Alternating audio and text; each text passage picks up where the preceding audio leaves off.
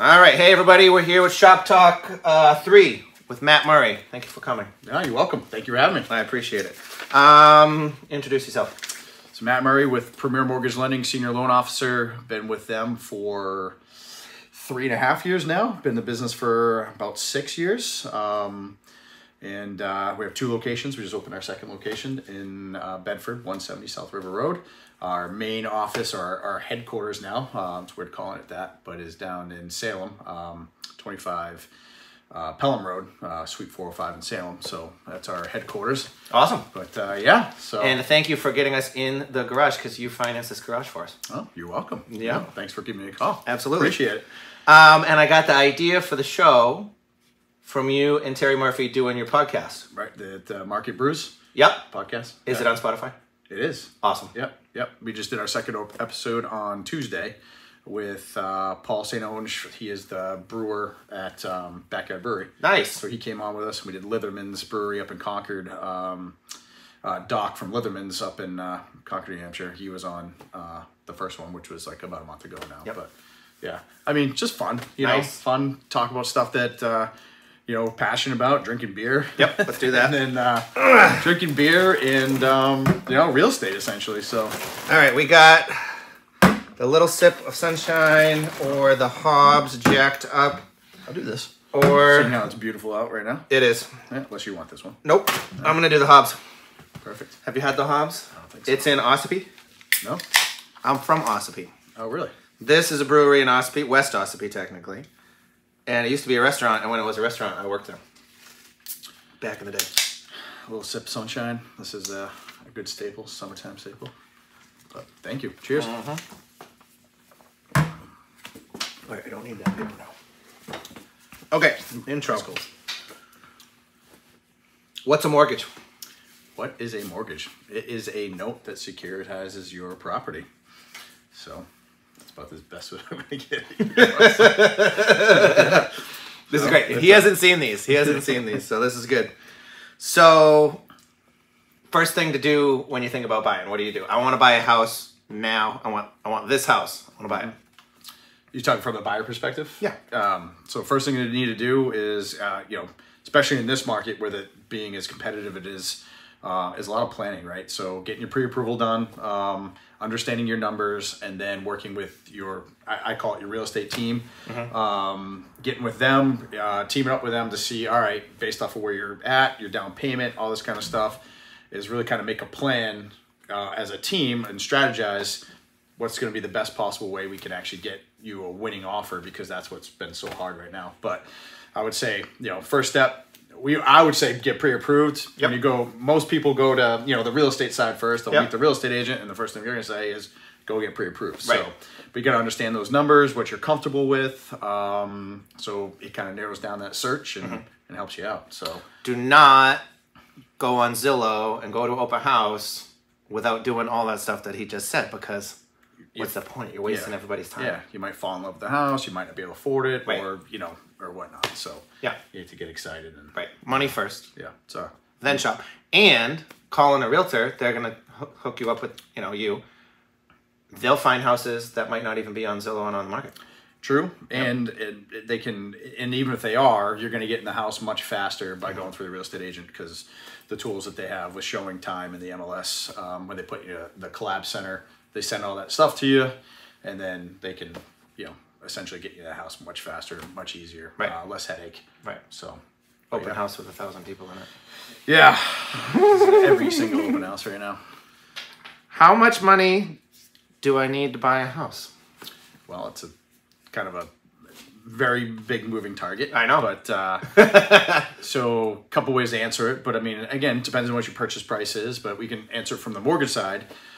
You can do as little as 0 down, depending on if you qualify. So there are programs on the governmental side with your VA. So if you're a veteran and or active military, you qualify. A lot of them qualify for the VA loan. That's a 0 down program. You have what's called rural development, which is another 0 down program. Again, a little harder to qualify, but so The house has to qualify. That's correct. And the person. The person, yeah. And there's the qualifications for rural development are a little tighter. So, but yeah. So it depends on the purchase price and whatnot. But FHA? 3.5%. You got us FHA. Did I? Yes, you did. Oh. Did we do this twice though? Yeah, we're gonna get to that. Okay. Yes, All right. but the first one was FHA. Right. But then we did the second one was depending on timing. But yeah, we'll get to that. Commercial. But yeah. So to answer the question, how much money? It really depends on your purchase price. But start with your down payment options. So again, little 0 to as much money as you want to put down, but your typical down payment is between 3 and 5% as a minimum down payment. That's your. So you guys can do the math. So if you're at a 500,000 minimum down payment, do the math. If you're at 250, do the math. So that's your at least your minimum. But then you have closing costs involved. Yep. There are ways to structure where you can help get paid some of the closing costs paid from either a lender credit side from us, as well as less common nowadays is getting a seller credit, where the seller actually helps pay. That's a little less common now, but not today. Yeah, exactly. So, You're doing good. I don't prep them. Rachel, I didn't prep Rachel either for the shop. She probably did way worse than I did. I'm gonna post. I haven't posted them yet. We'll post them. All right. Personal pet peeve. It could be anything. All right. Gosh, a couple of them. Yep. So one of the biggest pet peeves I have just comes to mind is going in after you go to a public bathroom and they only have a hand dryer with no paper towels. Yep. Freaking hate it. Yep. Hate it. Most of the people that know me, I am all over the place. I do have patience, I guess, but I'm like, I don't have time to sit there and I do have time, but I just want to wipe my hands, get the hell out of the bathroom, right? So that's, I'd say that's one of the tops. God. I'm going to do a different one than the last one. Mine for this one is when I call somebody, they do not answer. So I leave a voicemail and they call me back and they say, "What's up?" And I say, "All the info is in the voicemail." You listen to the voicemail? So no. You hate me. You do that. I never listen to voicemails. I see somebody call them on the phone. I'm like, and I just call you right back. Right. So I never listen. I'm notorious for that. Yeah. Hey Matt, your voicemail is full. I'm like, because I don't listen to them. I just freaking call you back. So that's a good one. Yeah, that's my All right, work pet peeve. Work pet peeve. All right, so that's I'll tell you mine. Yeah, go ahead. I picked one just for you for mortgages. Okay. Hi, this is so-and-so from Veterans United, and I need to get the NPM-33. I need the second page of that. Would destroy an insect form. All right, so... They never have it. The acronyms. But there's nothing for me to fill out on that page. Oh. I only fill out the first page. Right. The second page is a waste of paper. It is. So you can literally get it from the internet. Yep. But I get phone calls from people all the time. Yeah, because they need it yesterday. Pages, right? Yeah. We need it yesterday. We're closing tomorrow. Yeah. And I'm like, that makes sense. I could see that'd be a big pet just peeve. Google it. Because I always sent both pages, but people only swipe over to the email the first page. Right. That makes sense. But there's 2 pages. Yeah. Yep. That's for VA loans. There's a lot of that in the industry, though. Not even just VA loans, but if you look at just your standard, loan estimate that you send out to a buyer after they go into contract either on a house or refinance, there's 90 pages and half of it is just fine print. Yeah, waste of paper. It's over regulated at this point, So, but it is what it is, I guess. So what's your pet peeve? Pet peeve. So I would say biggest pet peeve would be, and this is more common now in the last 2 years because we've been doing a crap ton of them because the rates were so low, but is the refinances. So I like purchases more than refinances just because purchases have hard dates. So you have to meet your commitment date, your financing commitment date as well as your close date. And then you have that kind of that strive to get everything done well before that. But then I wouldn't say it's a happier transaction, but people are more enthusiastic. Way more happy. Yeah, they're more enthusiastic about closing on their first home or their third home or their vacation home or whatever the case may be. But there's a lot more that, you don't get a well, you gave us a closing gift on a refi.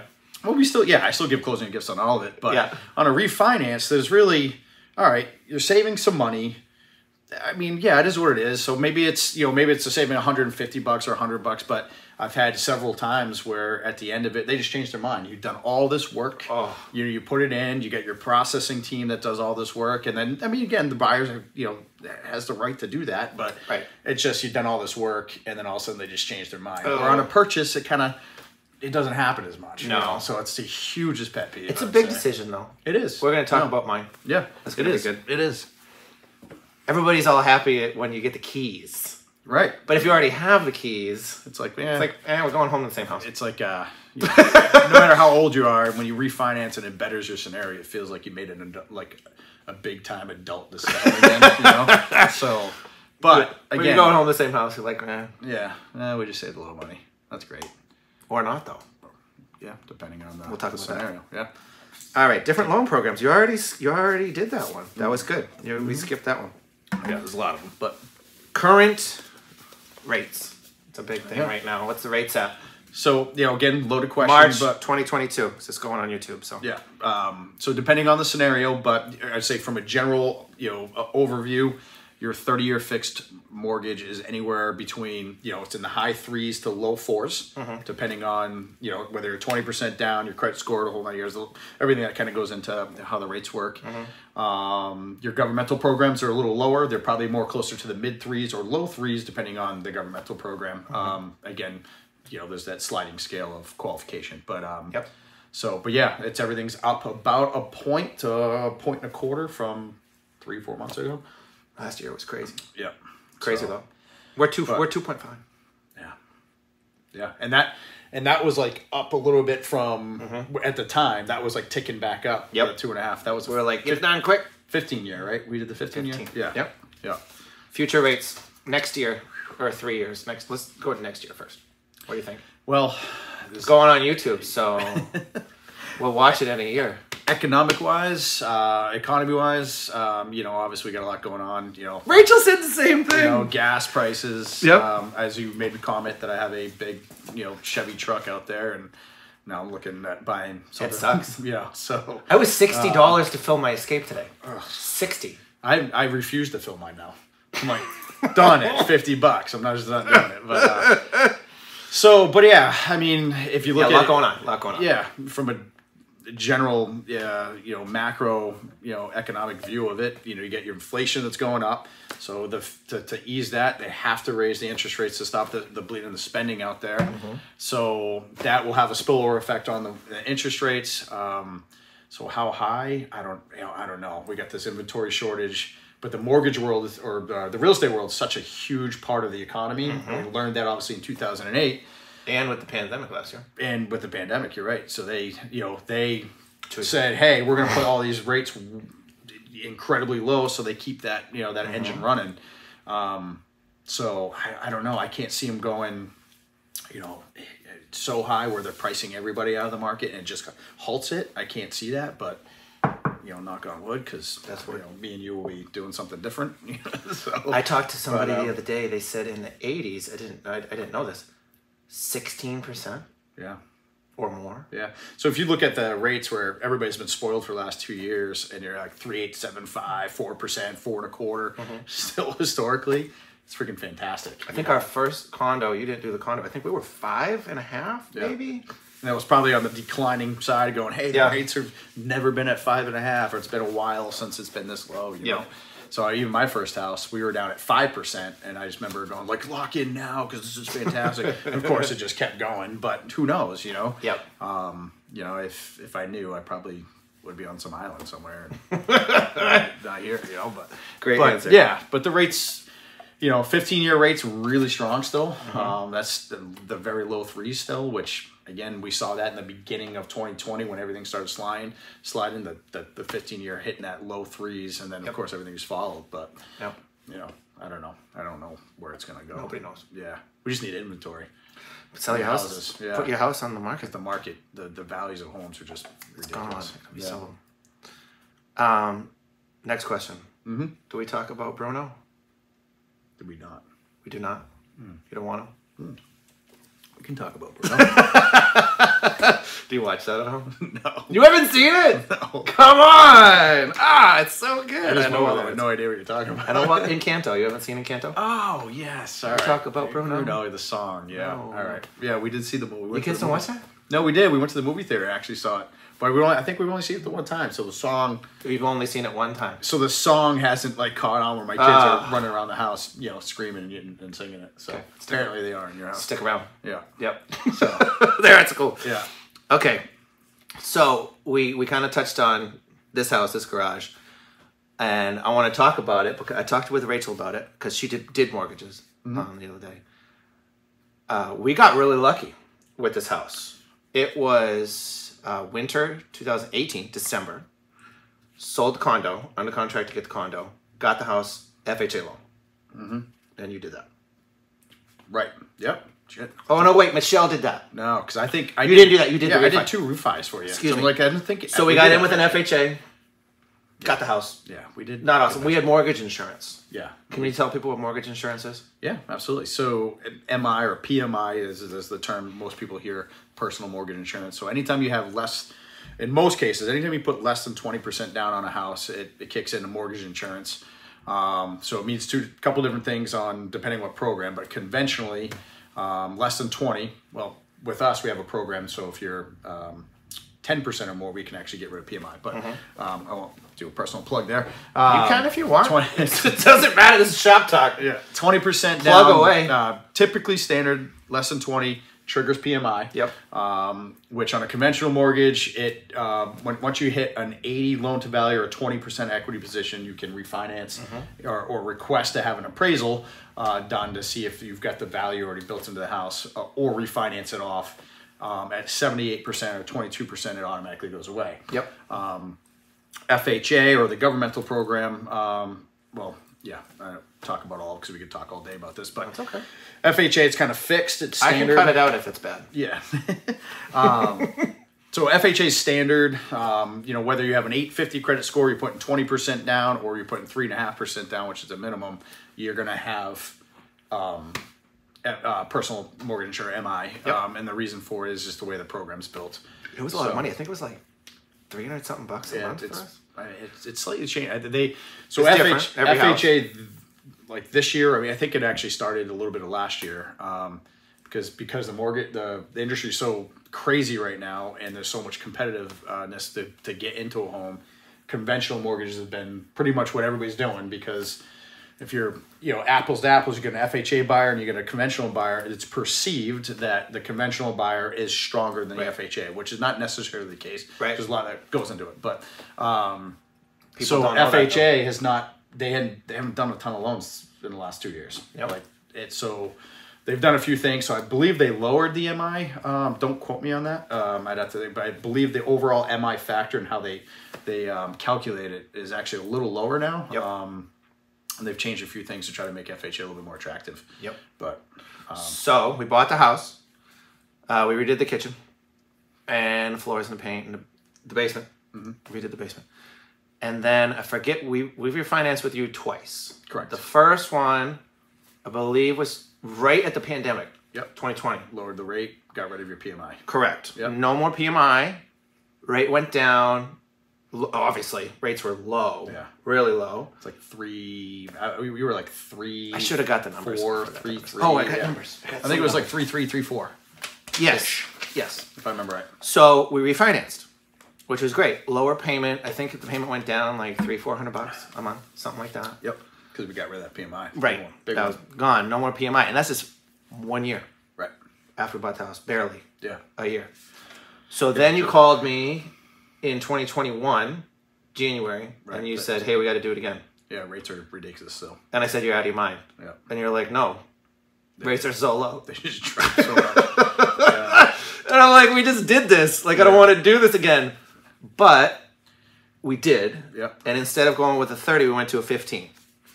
And I got real numbers. Yep. Because it's been almost exactly a year, just over a year. Wow. Let's do it again. If no, not now. Not with rates now. Let's go to a 10-year. No.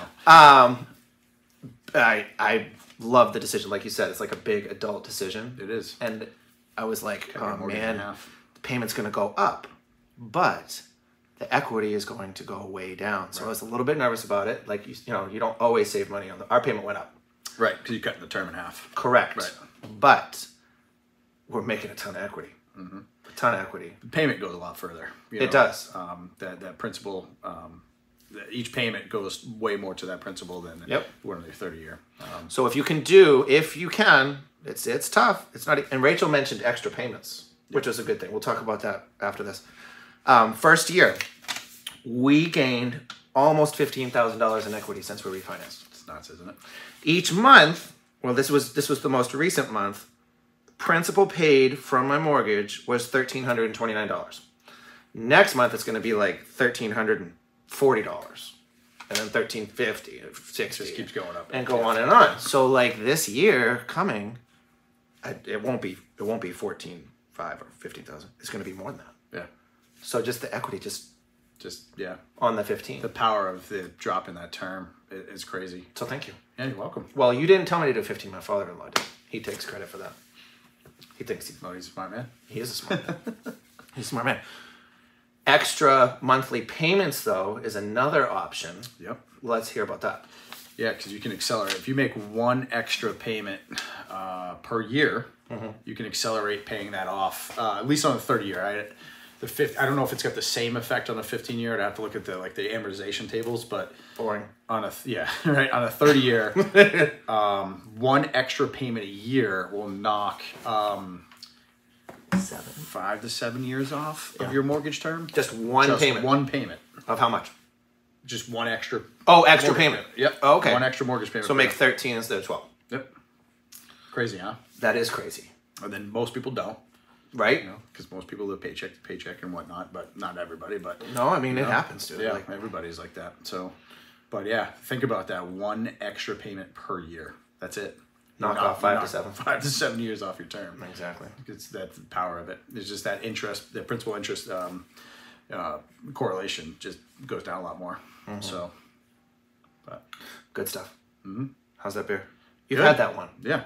Let's talk about your business. How are you, like, with inspection wise? So cool, man. Flipping it around. I like it. Yeah. So let's talk about that, because I'm interested, because I had not had this conversation, because I just know what's going on from my end. Because what the big thing right now is waiving inspections. Waiving inspections. Waiving inspections. And I'm like, God, it's crazy how this industry and the market can just change, and like doing great 1 second. So have you flipped your business to Thank you, man. This is good. This is good. Like, have you flipped your business to say, all right, well, if I'm not doing a full inspection, but what other service that you can provide that can, like, hey, all right, you're not doing full inspection, but I'll come in afterwards, or like, I don't know, just so market's been crazy. People have been waiving inspections since the pandemic started, because everybody was just going absolutely crazy. Multiple offers, 50 offers and stuff like that. We got to waive the inspection, stuff like that. 2020, I crushed it. 2021, I'm like, there's no way I'm going to meet 2020. And I did. Oh, nice. Like, nice. No, did you flip, or did you still? I didn't change because there were that many buyers still out there. I didn't change a thing between 2020 and 2021. Not one thing. That's great then. I was wicked busy so I just started to slow down. Last month, February, was really slow. Last month was the slowest month I've had since my first year. Super slow. Weather, rates. The inventory's way down. The inventory is awful. It's so it was a bad month. But normally I'm slow between Thanksgiving and the first week of January. And I'm ready for that. Like, I got the numbers. I got 6 years worth of numbers to, this month I'm going to do roughly this. Right. In 2021, November and December were absolutely insane. Yeah, we were crazy too. Like 40, 50% up. I'm like, what is going on? Like, this is my slow time. I want to be out here in my shop a little bit, but I was like, if people are calling me, I got to go do the job. January 2022, exactly the average compared to every single January that I've done. And then February sucked. So yeah, February's like I think there was like 680 single family homes that sold. So everybody's down. It is what it is. Yeah, everybody's low. Some of my competition, they're out there. It's rough. I get a lot of phone calls now for people that are waiving the inspection when they purchase, and calling me when they close. When they get the clear to close, they call me. Makes sense. I don't care when I do it. What did I just buy? Exactly. Yeah. Doesn't matter when I'm there. I still get paid. Yeah. I do pre-listing inspections, which doesn't happen much anymore. But some people want to do that before they sell. Most of what I do is pre-purchase. You're under contract. You got 7, 10, 14 days. Right. Whatever. Don't go under 7. I hate that. That's another pet peeve. Pet peeve. But then I'm getting a lot of people calling me after, which is fine.